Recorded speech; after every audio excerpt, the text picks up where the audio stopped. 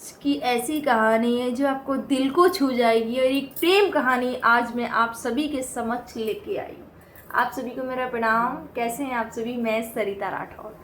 Friends, आज की प्रेम कहानी है एक लड़की जो कि अपने प्रेमी अपने प्रियतम से बहुत ज़्यादा प्रेम करती थी और वो लड़का बाहर चला जाता है कमाने के लिए और हमेशा उसका इंतज़ार करती रहती है।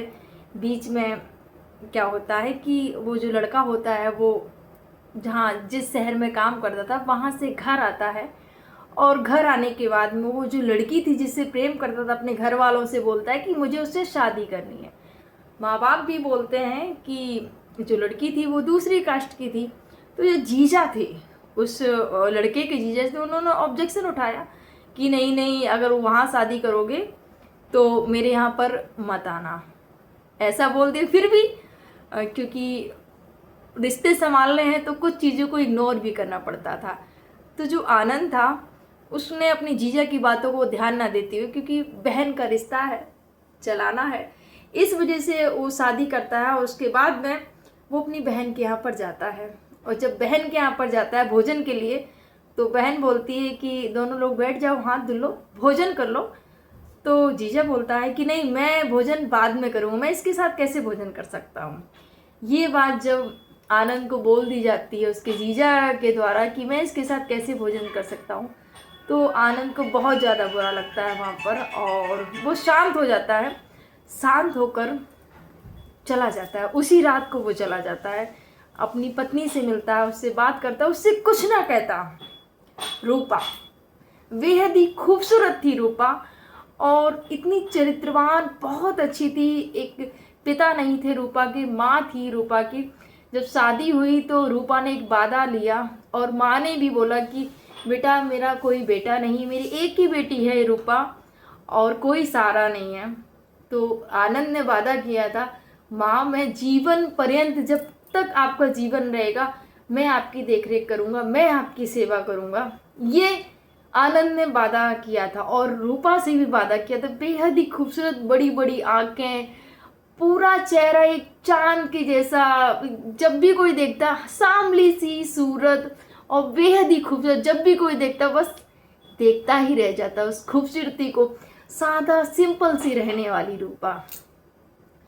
जब उनके जीजा ने जब ये बात बोल दी तो आनंद के दिल पर ठेस पहुंचती है और आनंद क्या करता है कि बिना बताए, अपनी पत्नी रूपा को बिना बताए वो घर से दूर निकल जाता है। अब रूपा ना जान सकी कि क्या बात हुई थी, आनंद ने भी नहीं बताया कि आखिर बात क्या है।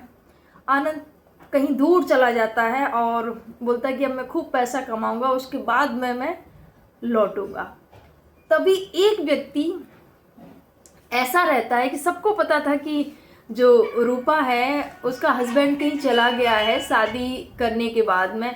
उसके बाद क्या होता है कि जो रूपा होती है वो हमेशा इंतज़ार करती है कि मेरे पति आनंद जो कि कभी ना कभी लौट के ज़रूर आएंगे।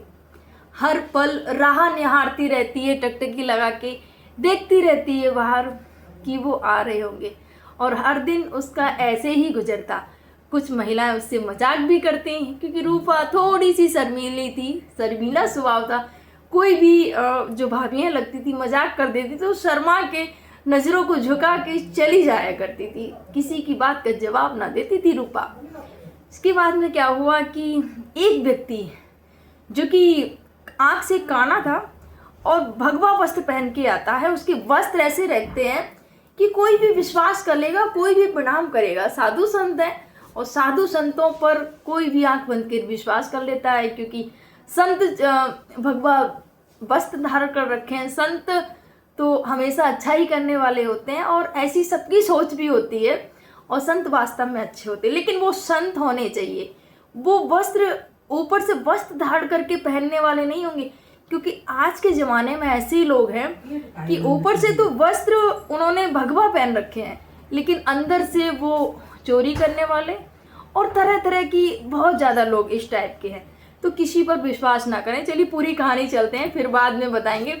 उसके बाद में क्या, एक व्यक्ति जो कि निगरानी कर रहा था और वो ऐसी ही महिलाओं की तलाश करता था जिसके पति बाहर जॉब करने के लिए जाते हैं, उन महिलाओं को पहले से देखता है, बात करता है, और पूरे गांव में यही खबरी वो रहता था। वो उसका काम था पता लगाना कि कैसे करके पता लगा जाए कि कौन कौन महिलाओं के पति बाहर गए हैं, और उनको वहाँ से उनको बोलना कि हाँ तुम्हारे पति ने तुम्हें वहाँ बुलाया हुआ है जहाँ वो काम करते हैं। क्योंकि पहले ना कोई फ़ोन हुआ करते था, ना कोई मोबाइल हुआ करते थे। पहले खत लिखा करते थे कि खत लिखे जाएंगे, और फिर चिट्ठी जब डाक द्वारा पहुंचती थी उसके बाद में पता चलता था, उसके बाद में जवाब आया करता था कि हाँ, और खतों का लोग इंतज़ार भी किया करते थे बेसब्री से। एक दिन क्या हुआ कि जो वो बाबा था वो आता है और बोलता है कि आपके जो पति हैं, बोले हाँ, बोले आपके पति आपको बुला रहे हैं, आपका इंतज़ार वो हमेशा करते रहते हैं, और उन्होंने मुझे भेजा है, वो मेरे साथ में ही तो रहते हैं। बोले अच्छा, कैसे हैं वो? रूपा को जैसे ही पता चला कि मेरे पति ने इनको भेजा है, रूपा खुश हो जाती है और बोले कि सही में आपको आनंद जी ने भेजा है। नाम नहीं लेती थी अपने पति का, तो बहुत खुश हो रही, चेहरे पे चमक आ गई थी रूपा कि मेरे पति के यहाँ से ये आए हैं। पूछने लगती है कैसे हैं वो, कैसे अभी हो गए हैं, और अपना ध्यान रखते हैं कि नहीं रखते हैं।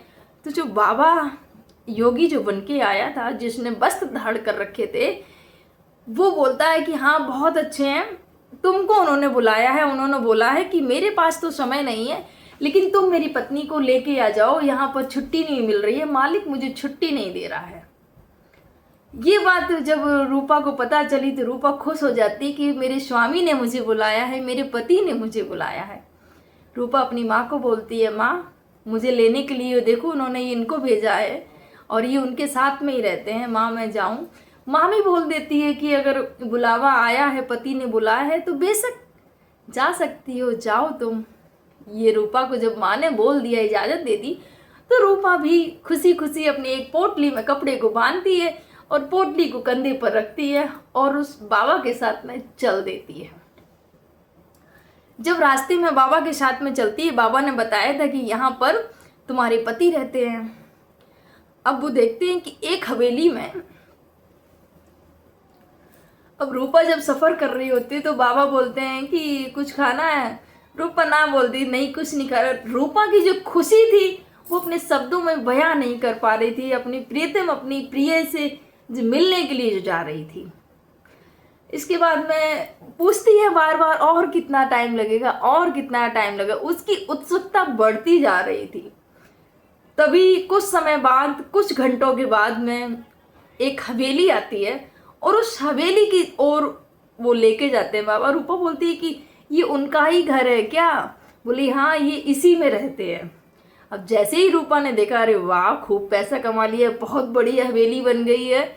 और रूपा जैसे ही अंदर कमरे में जाती है, एक कमरा था, बोली इसी रूम में रहते हैं। रूपा देखती कितना कमरा कैसे गंदा कर रखा है। एक कपड़ा उठाती है और एक थाली थी, एक कटोरी, एक गिलास, पानी का मटका और थोड़ी बहुत खाने पीने वाली चीज़ें जो कि खुद ही खाना बनाया, ऐसा कुछ दिख रहा था उसमें। उसके बाद में रूपा ने एक एक चीज़ को उस कमरे को सजा दिया कि वो आएंगे तो मतलब इतना प्रेम था अपने प्रियतम से, अपने पति से, कि उसकी हर एक चीज़ को इतनी अच्छे से सजो के, इतने साफ करके, बहुत अच्छे से कमरे की रूपा ने रौनक ही बदल दी। मन ही मन में बहुत खुश होती है, बहुत सारे ख्याल होते हैं कि वो आएंगे, इतनी खुश हो जाती है। उसके बाद में सांझ होने लगती है। रूपा सोचती है कि अभी तक नहीं आए। बाबा से बोलती कि अभी तक नहीं आए। बोले कि आ जाएंगे। कुछ देर बाद कमरे में आहट होती है, एक और महिला वहाँ पर आती है। जब वो महिला वहाँ पर आती है तो बोले रूपा ने बोला बहन आप कौन हो? तो महिला बोलती है मेरा नाम सुंदरी है, मैं अपने पति से मिलने के लिए जा रही हूँ, मेरे पति ने बुलाया मुझे। तो रूपा बोलती है कि मैं भी अपने पति से मिलने आई हूँ यहाँ पर और ये मुझे लेके आए हैं। आपके पति भी बाहर रहते हैं क्या कहीं पे? बोले हाँ मेरे पति बाहर रहते हैं और इन्होंने इनको भेजा, ये जो बाबा जी आए हैं इनको भेजा है कि इनके साथ में आ जाना। मैं वही इनके साथ में ही जा रही हूँ। जैसे ही रूपा ने सुना कि यही इनके साथ में, मेरे साथ में, अलग गांव से, मैं अलग गांव से, क्या चल रहा है, लेकिन दिमाग में बिल्कुल भी नहीं जाता है रूपा कि कोई खिलवाड़ भी कर रहा है, कोई छलिया छलावा भी कर रहा है। बस प्रेम के सुध-बुध में इतनी पागल थी कि बस अपने पति के बारे में ही सोचती कि हाँ बस मैं उनके पास जा रही हूँ, उनसे मिलना हो रहा है, कितने सालों बाद मिलना हो रहा है अपने पति से। और रूपा गांव की भोली भाली लड़की, शहर का कुछ अंदाजा ना था रूपा को कि क्या उसके साथ में आखिर होने वाला है। उसके बाद में क्या होता है कि रूपा को उनके वो बाबा आ जाता है। बाबा जैसे ही आता है तो रूपा बोलती कि अभी तक तो वो आए नहीं। बोले कि आ जाएंगे, काम ज़्यादा है इस वजह से टाइम लगेगा। रूपा फिर शांत हो जाती है। इंतज़ार करते करते सुबह हो जाती है। रूपा दीवार की सहारा लेके, क्योंकि इंतज़ार कर रही थी वहाँ पर, और वो कब उसको झपकी लग जाती है उसको पता ही नहीं चलता है। उसके बाद में जैसे ही सुबह होती है, चिड़िया की चहचहाने की आवाज़ आती है। चहचहाट सुनकर, चिड़ियों की आवाज़ सुनकर रूपा की आँख खुल जाती है कि अरे सुबह हो गया ये तो, और मेरे पति देव अभी तक नहीं आए हैं। रूपा के मन में बहुत सारे विचार आने लगते हैं कि आखिर इतना कैसे काम हो सकता है, इतने कैसे काम में बिजी हो सकते हैं कि मुझे बुलाया और खुद ही यहाँ से गायब हैं, ऐसे कैसे हो सकता है। तभी थोड़ी देर बाद जो बाबा थे, जो व्यक्ति था, वो आ जाता है और बोला चलो कि अभी हमें दूसरी जगह जाना है जहाँ आपके पति आपका इंतजार कर रहे हैं। बोलते ठीक है। दोनों महिलाएं चल देती हैं। एक समुद्र का किनारा होता है और समुद्र के किनारे में एक नाव लगी रहती है, समुद्री जहाज होता है, और उसी जहाज में उन दोनों को वो बाबा बिठा देते कि यहाँ पर ये समुद्र पार करोगी तब तुम्हारे पति वहाँ मिलेंगे। रूपा और वो जो दूसरी जो बहन थी सुंदरी, वो भी बैठ जाती है, दोनों बैठी होती हैं। अब उसी जहाज में जो रूपा का जो पति था आनंद, वो भी बैठता है, क्योंकि वो सबका पासपोर्ट देखता है, क्योंकि विदेश जाने की प्रक्रिया हो चुकी थी। उसको रूपा को खबर ना था, रूपा पढ़ी लिखी नहीं थी। जैसे उसने देखा पासपोर्ट में ये तो मेरी पत्नी है रूपा, तो देख के वो एकदम से कांप गया, ये यहाँ पर कैसे आ गई। रूपा पहचान नहीं पा रही थी, क्योंकि आनंद जब आया था तो बहुत अलग था, और यहाँ पर आके बहुत ज़्यादा एकदम से पतला दुबला हो चुका है, शरीर एकदम कांटा हो चुका है। रूपा पहचान ना पा रही थी, लेकिन इतना प्रेम था। जैसे ही रूपा ने आनंद को देखा, तुरंत उसकी आंखों में आंसू आ जाते हैं, और आनंद भी तुरंत पहचान गया ये तो रूपा है, मेरी पत्नी है। अब वो वहाँ कुछ ना बोल सका कि मैं क्या बोलूँ, मेरी पत्नी यहाँ पर। दूसरा जो बहन थी, रूपा से पूछा ये कौन है, बोली ये मेरी बहन है, क्योंकि दोनों में, सुंदरी और रूपा में एक रात जब रुकी, दोनों में बहुत अच्छी सी मित्रता हो गई थी। दोनों एकदम बहनों बहनों जैसा ही बात करने लगी थी। उसके बाद में जैसे ही जहाज दूसरे देश में वहाँ पर जाता है, वहाँ पर अंग्रेज लोग होते हैं और बोलते हैं कि उनको यहाँ पर दूसरे कमरे में लेके जाइए। अब रूपा, आनंद को तो पता था कि इनके साथ में क्या हो रहा है, इनको बेचा जा रहा है यहाँ पर, और आनंद अपने होते हुए अपनी पत्नी को कैसे बेचने दे सकता है। यहाँ पर जब उसके बोली लगाई जाती है रूपा की, हाँ इतने पैसे में ये इसको बेचा जाएगा, तो आनंद उसका विरोध करता है। और जो सुंदरी थी उसको भी, रूपा को वहाँ पर जो कमरे में जो चल रहा था, सब कुछ पता चल रहा था आखिर क्या चल रहा है यहाँ पर। जैसे ही रूपा को पता चला कि ये तो षड्यंत्र रचा गया हमारे साथ में, और आनंद ने सब कुछ बताया कि मैंने किसी को नहीं भेजा था, और पूरी स्टोरी जो थी, आनंद ने अपनी पूरी कहानी रूपा को क्या बताई। ये पूरी स्टोरी है, बहुत बड़ी हो जाएगी, इसलिए पूरी स्टोरी आप सुनने के लिए पार्ट 2 देखिएगा। ये पार्ट 1 है, क्योंकि बहुत बड़ी स्टोरी हो जाएगी, इसलिए 2 भागों में इसको स्टोरी को बांटा गया है। पार्ट 1 स्टोरी है, पार्ट 2 आपको फिर दोबारा मिलेगी। और कैसी लगी आपको स्टोरी कमेंट जरूर करिए। पूरी स्टोरी सुननी है तो पार्ट 2 को जरूर सुनिएगा, तभी आपको पता चले आखिर क्या होता है रूपा के साथ में, सुंदरी के साथ में और आनंद के साथ में। जानने के लिए पार्ट 2 जरूर सुनिएगा। आप सभी को मेरा प्रणाम। जय हिंद, जय भारत, जय सिया राम।